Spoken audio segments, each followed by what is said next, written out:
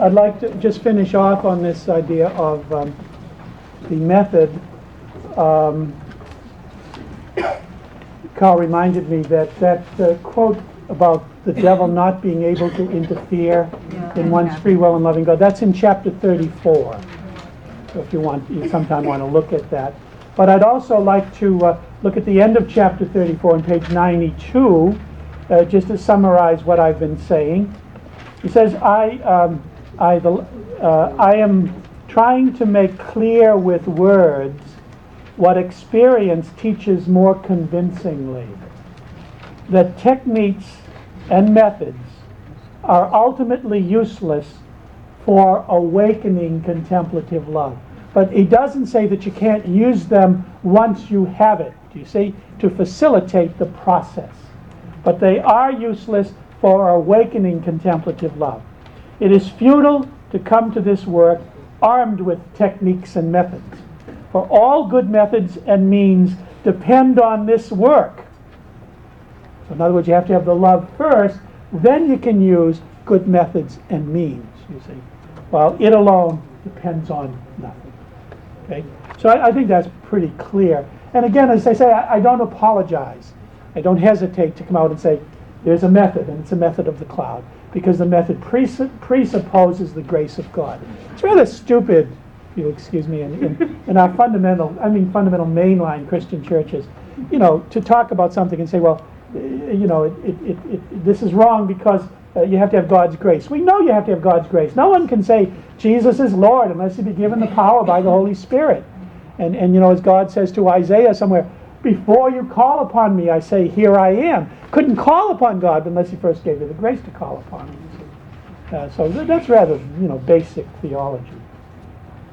Okay, what I'd like to look at now is a little bit in terms of preparation for contemplative prayer, the traditional, as the Cloud of Unknowing calls them in chapter 35, I believe that's on page 93 or 92. 92. He says, reading, thinking, and prayer, 3 habits which the beginner in contemplation should develop. Now he's talking about what we often refer to as lexio, reading, meditatio, thinking, that is discursive meditation, thinking meditation, oratio, that would be what we call effective prayer with an E, with an A, effective prayer. And then comes contemplatio. See? Lexio, meditatio, oratio, contemplatio. So to get to the contemplatio, you go through the first 3, which is reading, thinking, and prayer. Now, this is a logical sequence, and it's one that my own personal experience bears out, but it isn't necessarily true for everyone that they go through this in these very distinct steps. And indeed, it becomes a question about, what is lexio? Lexio, we say, we monks have, lexio divina is a certain approach and way of doing spiritual reading. And it's a very special way of reading. It's not simply sitting down and reading a book, but it involves meditatio and oratio in itself, and even it leads to contemplatio. But it's very, very important. When I first made the tapes that I have on contemplative prayer in 1974, I had 3 tapes, and it was on, who should do contemplative prayer, how do you do it, and a group experience of it. And I found, though not too long, a year or so later, that it was necessary to add a 4th tape in front of those 3. And the 4th tape was Scripture as an approach to prayer. And it was on lexio, meditatio, and oratio. And then people could go into, the 3 tapes on contemplatio. So in chapter 35, he says, nevertheless, anyone who aspires to contemplation ought to cultivate study, reflection, and prayer. Ought to put it differently, reading, thinking, and praying.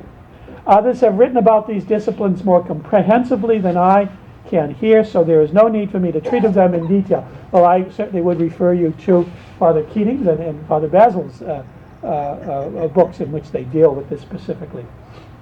So in the last paragraph on page 93, I want you to understand clearly that for beginners and those a little advanced in contemplation, reading or hearing the Word of God must precede pondering it And without time given to serious reflection, there will be no genuine prayer.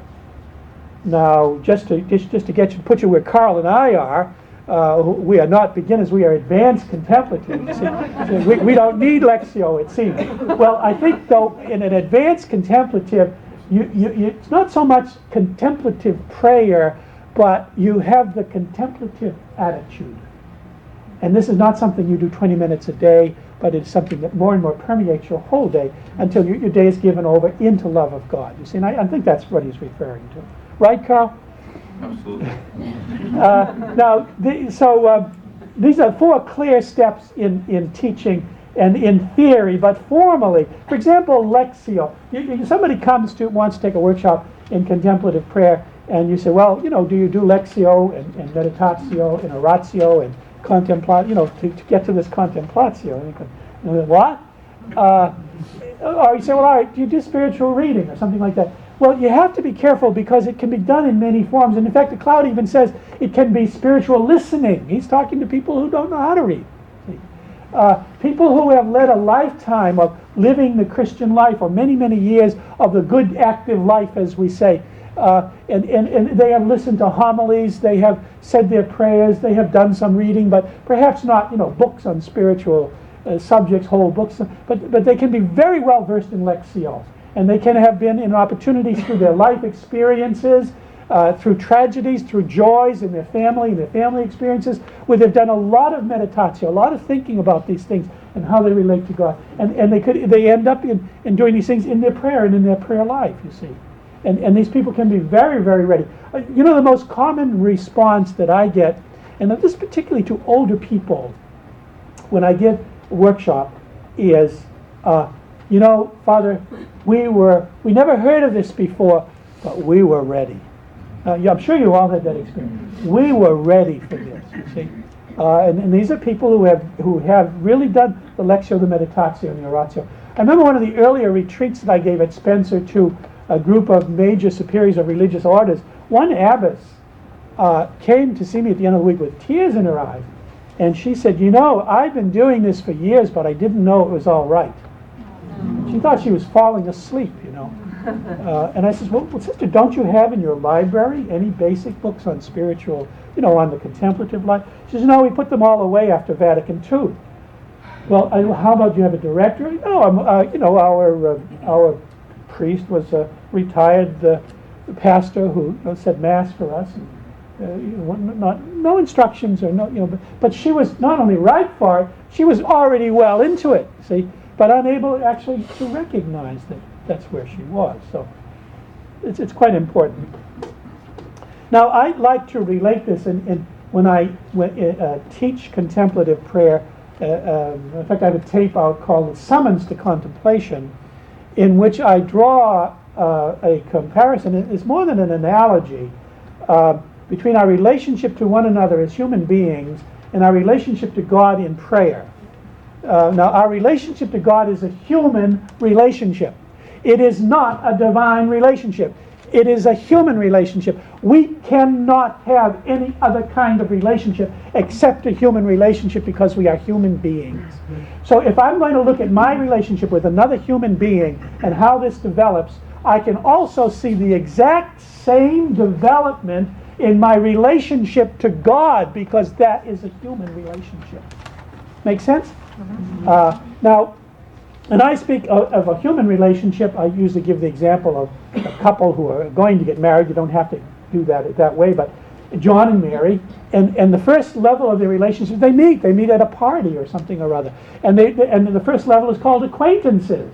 This is an acquaintanceship level, and they're introduced by somebody, and they go through acquaintanceship conversation. How are you? I'm fine. What kind of work do you do? Well, I work at the ballpark. Oh, you do? Do you like the Reds? Oh, yeah, I get tickets every Sunday. Hey, listen, I'm a Red Sox fan too. It's so great party, isn't it? I mean, you memorize words. You can go through the acquaintanceship level conversation very easily.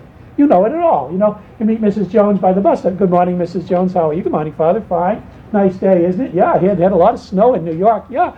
Thank be to God we didn't have it here. Well, nice talking with you, you lie. That's an acquaintanceship level conversation. I'm not criticizing it. It's just that's it. You see? Now we have the same kind of relationship with God. We have an acquaintanceship relationship with God. When I was 3 years old, my mother pointed to a cross on the wall and she says, "Billy, that's Jesus and he's God and he loves you and he'll get you things." Oh, he'll get me things. How do I do that? Well, you ask him. And then my mother taught me the Our Father, you see. And it's an acquaintanceship level relationship with God.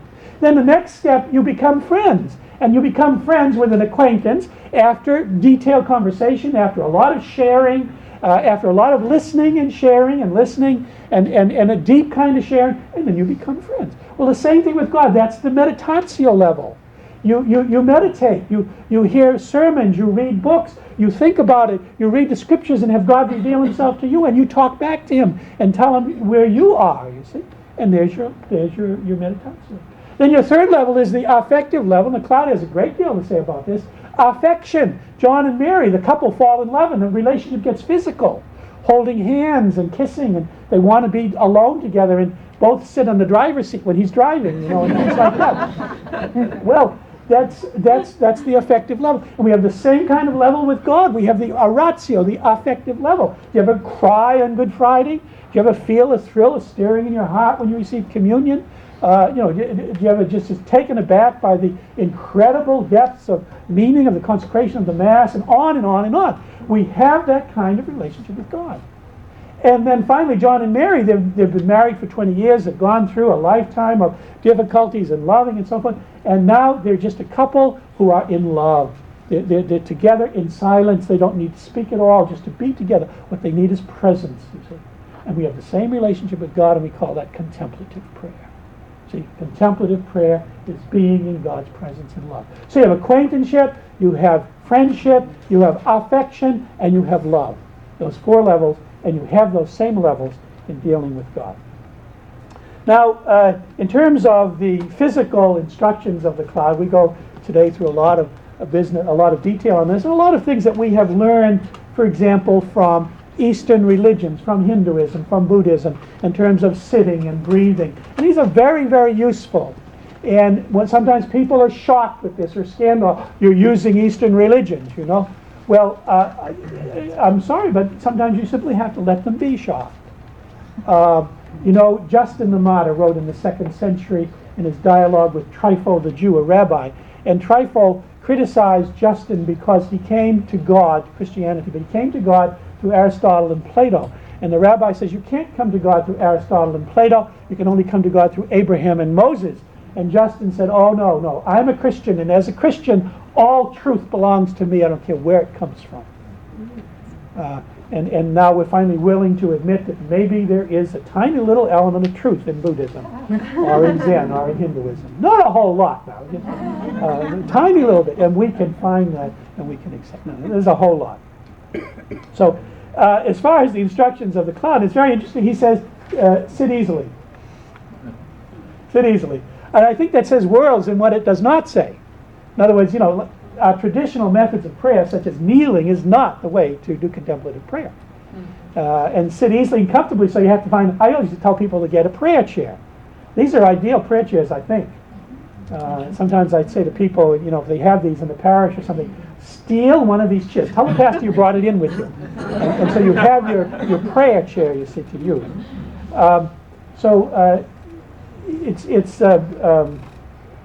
Sit easily, sit comfortably is the important element. Worst place in the world for contemplative prayer is a Trappist church. Basil is laughing uproariously because he knows it. They're uncomfortable, the benches are made as a penitential exercise and so forth. The best place for contemplative prayer is an Episcopal church. If I'm traveling in a city that I'm not familiar with, and I want to meditate, I'll go to the nearest Episcopal church. Nice, comfortable benches, with usually tapestry, and I mean, really, you can sit and you can be comfortable. You can forget the body, you see, and that's the idea that you want to do. Okay, let's look then for a few moments at the prayer word, all right, as taught by the cloud of unknowing. Now, I am avoiding the use of the word mantra. You are forbidden to say or even think mantra, okay?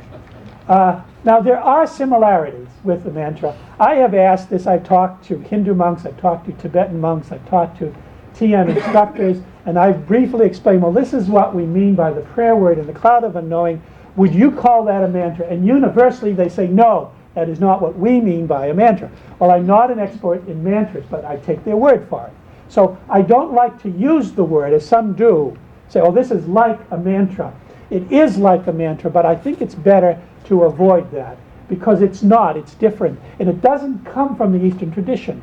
It comes from our own tradition, because it's a human experience, a human phenomenon. So therefore it does have similarities. The utility for focusing and avoiding conceptual thoughts is similar in the mantra and in the prayer word. But having said that, I'm not competent to say any more about the mantra. But let's look at page, chapter 7, page 56, the last paragraph. Page 56. The author says, if you want to gather all your desire into one simple word that the mind can easily retain, choose a short word rather than a long one. A one-syllable word, such as God or love, is best. But choose one that is meaningful to you. He doesn't mean intellectually meaningful, by the way. Then fix it in your mind so that it will remain there, come what may. This word will be your defense in conflict and in peace. Okay? It's a tool. But now, it's a tool that is expressive of your love for God. It is the symbol of this naked thrust, this intent of love that you have for God. He says in chapter 36, page 94, paragraph 2, actually, at this point I would not be concerned if you cease to meditate altogether on your fallen nature or the goodness of God. I am assuming, of course, that you are drawn by grace and have asked advice about leaving these practices behind. For then it is quite sufficient. By the way, between these behind and the word for, there's a period, and what's contained in there are the three criteria of John of the Cross for when you stop discursive meditation and affective prayer and go into contemplative prayer. You know, and then there's ascent to Mount Carmel. Anyway, for then it is quite sufficient to focus your attention on a simple word. Now, this is startling. Such as, he said before God or love, now he says sin or God, or another one you might prefer. And without the intervention of analytical thought, allow yourself to experience directly the reality it signifies. Do not use clever logic to examine or explain this word to yourself, nor allow yourself to ponder its ramifications as if this thought of thing could possibly increase your love. That's meditatio, see, that's not contemplatio. I do not believe reasoning ever helps in the contemplative work. That's why I advise you to leave these words whole like a lump, as it were. I'd like to talk about that regarding the use of the word sin. Now, I generally recommend, in the Cloud of Unknowing allows you to do this. He says, you know, if you've got a better way of doing this, let me know about it. Well, you know, I haven't got his address, so I do it with his permission. I usually recommend a word of 1 to 4 syllables. And again, to keep it short so that I say 4 syllables, so that it won't become an intellectual concept. But then I also recommend the name of God. Now, I think this is important. I could go on for hours on this. So, see, God is love. And when God gives his name, he's giving something of what he is, and what he is love. And this is what you want. This is what you are doing. So when you use the name of God, you're using an expression of God's love that God has given to us.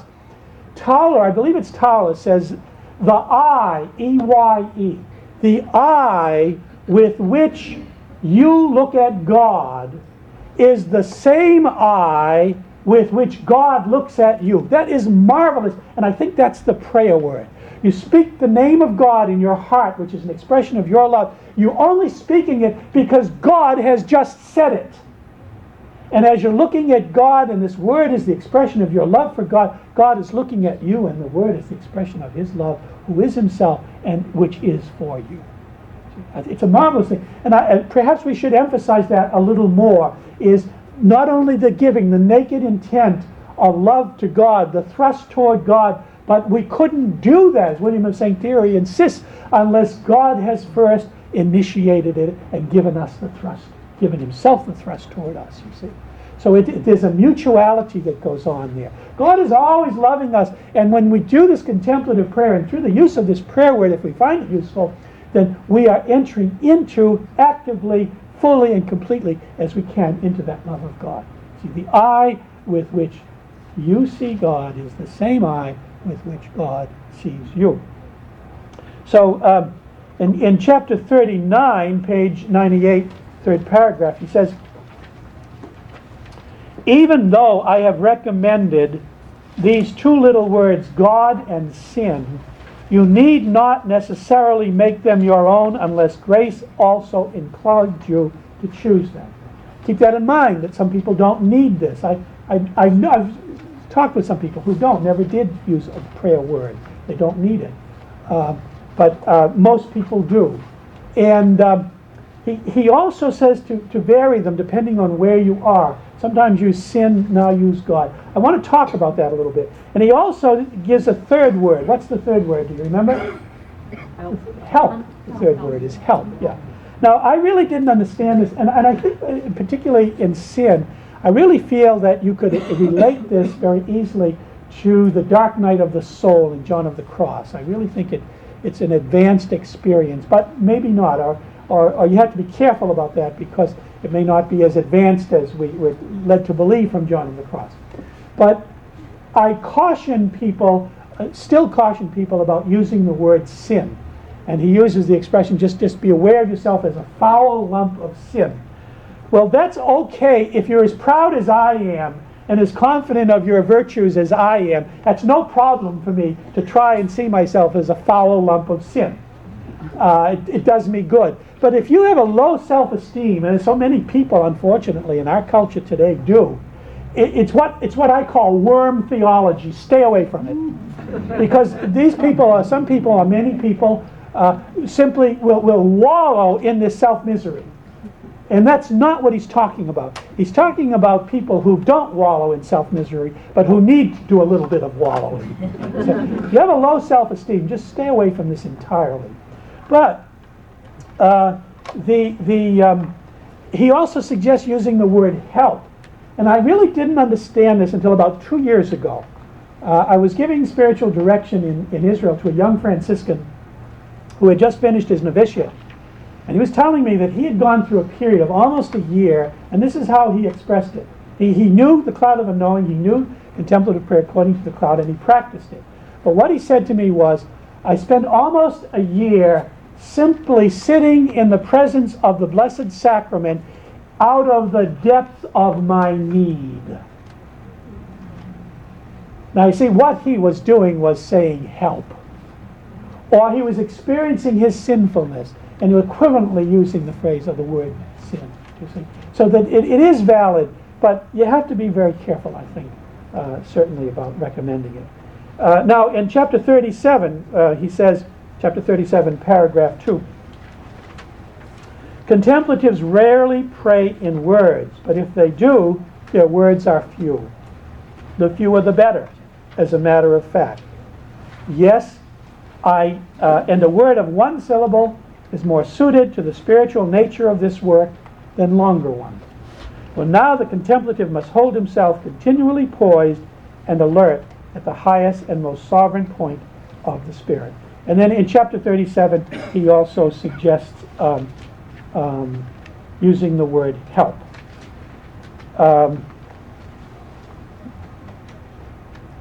There's more of this in chapter 40 if you want to look at that and see. And I think I'll finish here, and then the next time we meet we will do something on this afternoon on distractions according to the cloud. On the epistemology, very important is understanding of intellect and will. Then if we have time, something on the active contemplative life, the efficacy of contemplative prayer, practical results, and maybe something on tongues. Thank you.